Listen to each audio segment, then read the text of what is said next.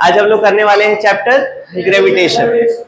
ठीक, ग्रेविटेशन होता क्या है? मतलब ग्रेविटेशन का मतलब है कि यूनिवर्स में सारे ऑब्जेक्ट्स एक दूसरे को किसी फोर्स से अट्रैक्ट कर रहे हैं, वही फोर्स ग्रेविटेशन है। किसने दिया था? न्यूटन ने। न्यूटन का यूनिवर्सल लॉ क्या था? Force of attraction between two object is directly proportional to product of their masses and inversely proportional to square of distance between them. Done. ये था यूनिवर्सल ऑफ ग्रेविटेशन। एक reel तो done हो गया अभी का। रील भी डलता है ना, रील्स डलते हैं, सारे डेफिनेशंस के रील्स डल रहे हैं। ठीक है, तो क्या होता है, कैसे होता है? वो छोटी छोटी एक एक मिनट की जो रील्स बन रही है वो डलती जा रही हैं साथ साथ। फिजिक्स के जितने भी बेसिक्स हैं उनके रील्स डाल दूंगा मैं, 1000-2000 रील डालूंगा। हर एक छोटे छोटे टॉपिक पता होने चाहिए कि ये क्या होता है, क्यों होता है, डेफिनेशन क्या है, ये सब डल रहा है ऑलरेडी। अब जूनियर्स की वीडियोस बनने लग गई तो तुम्हारी वीडियोस चलती रहेंगी। ठीक है, तुम लोग सब्सक्राइब कर लेना जिसने नहीं किया है। ग्रेविटेशन में दो ऑब्जेक्ट्स एक दूसरे को अट्रैक्ट कर रहे हैं। ग्रेविटी क्या है? Force of attraction on any object is gravity. तो ग्रेविटी और ग्रेविटेशन एक ही चीज है। अगर एक ऑब्जेक्ट हमने अर्थ कर दिया तो वो ग्रेविटी, अदरवाइज ग्रेविटेशन। ठीक है, तो अर्थ से लगने वाले ग्रेविटेशनल फोर्स को ही हम ग्रेविटी कहते हैं। तो ग्रेविटेशन में दो ऑब्जेक्ट लिया हमने, M1 और M2। M1 का force of attraction F, M2 का फोर्स ऑफ अट्रैक्शन, दोनों के बीच का डिस्टेंस R। तो अब मैं यहां पर लिख रहा हूं, force is directly proportional to product of masses and force is inversely proportional to R square by combining both. ठीक है, ये था यूनिवर्सल ऑफ ग्रेविटेशन। दो ऑब्जेक्ट्स R डिस्टेंस पे प्लेस किए गए हैं, तो दोनों एक दूसरे को अट्रैक्ट कर रहे होंगे। उनका जो फोर्स ऑफ अट्रैक्शन होगा वो डायरेक्टली प्रोपोर्शनल होगा उनके प्रोडक्ट ऑफ मासेस के।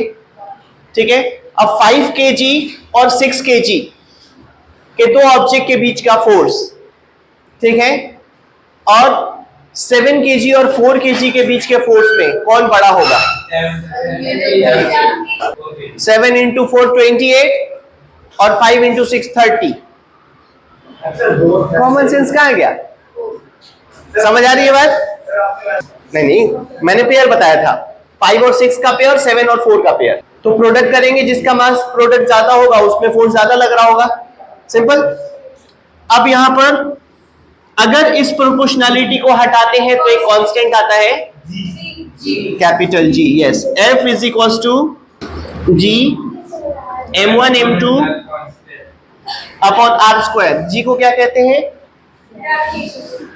यूनिवर्सल ग्रेविटेशनल कांस्टेंट, इसकी वैल्यू होती है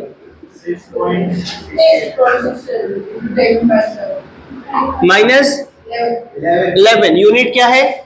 यूनिट देखो यहां पर इसको ऊपर ले आते हैं तो ये हो गया न्यूटन, ये हो गया मीटर स्क्वायर और ये हो गया नीचे आ गए दोनों केजी। तो न्यूटन मीटर स्क्वायर केजी -2। एक इसका केजी, एक इसका केजी, 2 केजी डिवाइड होगा ना यहाँ पे, पर केजी स्क्वायर चलेगा। That is value of G। This is constant universally, चाहे वो अर्थ और मून के बीच में फोर्स हो, चाहे वो अर्थ और सन के बीच में फोर्स हो। हाँ, ये हर जगह यूनिवर्स में फोर्स ऑफ ग्रेविटेशन के लिए कांस्टेंट यही है। डन। इसके बाद अब आगे बढ़ते हैं। Value of acceleration due to gravity.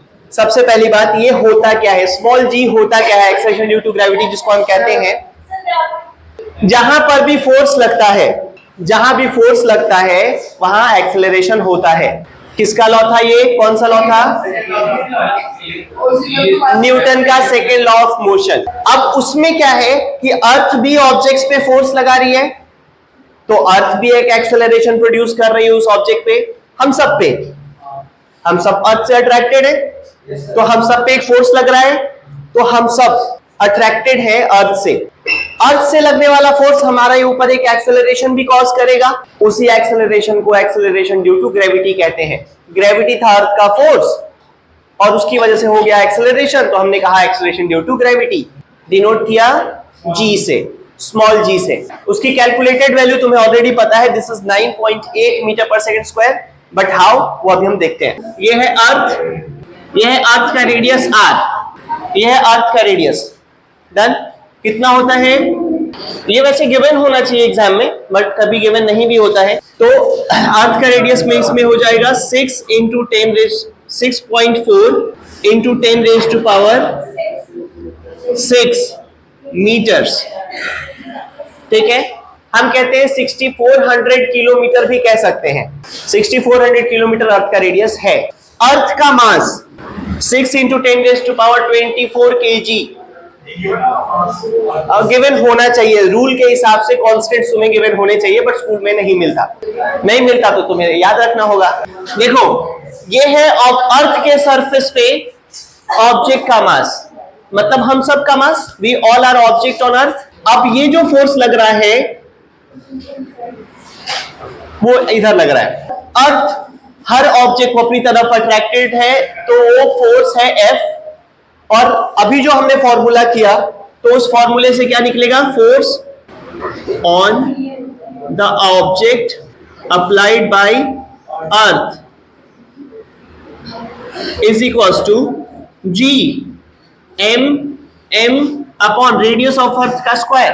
अभी फॉर्मूला यह आया था gm1 m2 by square, gm1 m2 by R square. हर दो ऑब्जेक्ट के लिए यही फॉर्मूला यूज होगा। अब यहां पर एक ऑब्जेक्ट है अर्थ और दूसरा ऑब्जेक्ट है अर्थ के सरफेस वाला ऑब्जेक्ट हम। तो मैंने ये दोनों लिया, फिर आर स्क्वायर अर्थ का रेडियस ले लिया, और जी तो हमारा हर जगह कांस्टेंट ही रहेगा। According to Newton's second law, F is equals to ma, तो ma इज इक्वल्स टू क्या हो जाएगा? जी एम एम अपॉन, तो a कितना आ गया? ओके, a आ गया हमारे पास क्या? G M upon R square. ये देख के क्या पता चलता है कि किसी भी बॉडी का जो ग्रेविटेशनल एक्सेलरेशन आ रहा होगा वो खुद के मास से इंडिपेंडेंट है। फिर से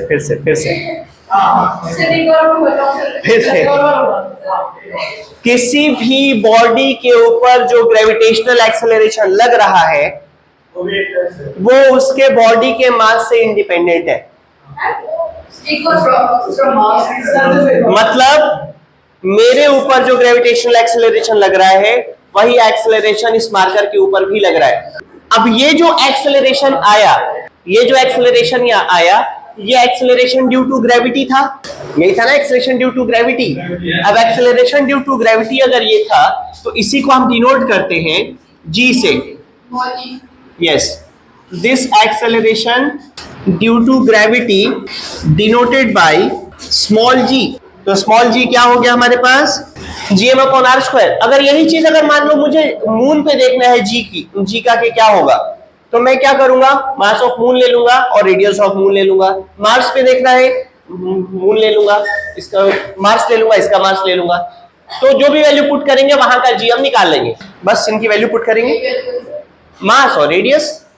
अगर कोई और उसका फ्रेंड है दे रखा होगा समास, हाँ वो दे रखा होगा ऑब्वियसली, सब कुछ अर्थ का निकाल रहे हैं हम लोग। तो जी क्या है? 6.67 10 रेज टू पावर माइनस 11। मास क्या था? 6 इंटू 10 रेज टू पावर 24, और ये था 6.4 इंटू 10 रेज टू पावर 6 का स्क्वायर। ओवरऑल कैलकुलेटेड वैल्यू जो आती है 9.8 मीटर पर सेकंड स्क्वायर, जो हम लोग ऑलरेडी फ्रीक्वेंटली यूज कर रहे हैं। ठीक है, मैं तो अप्रोक्सीमेट करके 10 कर देता। ठीक है, चलो, दैट इज जी।